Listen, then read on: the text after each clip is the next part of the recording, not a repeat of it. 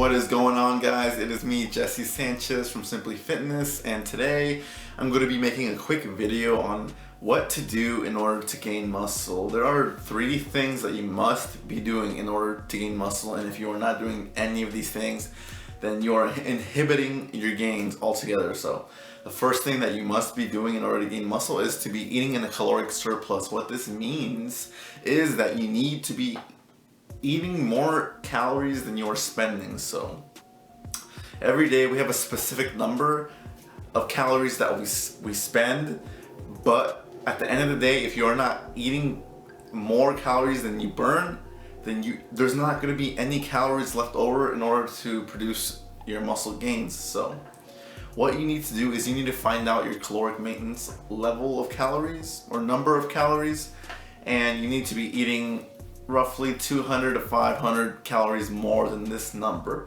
Find this specific caloric maintenance level number. It's really a whole nother topic, and it's a long process. Not a long process, but it's kind of complicated to explain, and this is a pretty simple video, so I'm going to be going into further detail in the future videos. So if you would like more information on that, then go ahead and stay tuned for future videos, because I will be making videos on that specific topic later in the near future. The second thing that must be happening in order to gain muscle is to apply the principle of progressive overload. And what this means is that you need to be getting stronger or better at your lifts over time. The easiest way to apply this is to very simply just track your lifts. Have a notebook every day, write down the exercises you're doing, the weight you're using, and the number of reps you can get. Each time you go back in the gym, aim to perform better than you did in your last session. Over time, if you keep adding 1 rep, 2 reps maybe to each workout, over a long period of time, that's going to equate to a lot of strength gains, and strength does equal more muscle. So if you want to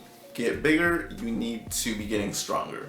The third thing that must be happening in order to gain muscle size is that you need to get adequate protein intake. The usual recommended staple for protein intake is going to be 0.8 to 1 gram of protein per pound of body weight, which I do recommend. It is a very reliable staple to follow, so I do recommend following that.